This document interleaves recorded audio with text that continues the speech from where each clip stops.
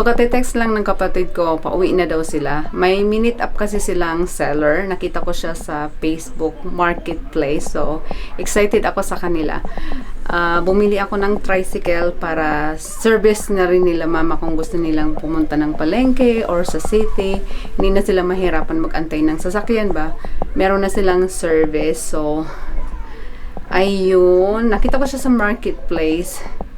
So, sabi ko, bilihin ko na siya. So, binili ko siya. List nila ng 69,000. Tinawaran ko, nakuha ko siya ng 65,000. Sabi ng kapatid ko, okay naman daw yung motor eh. So, ayun. Excited ako sa kanila. Meron na silang service.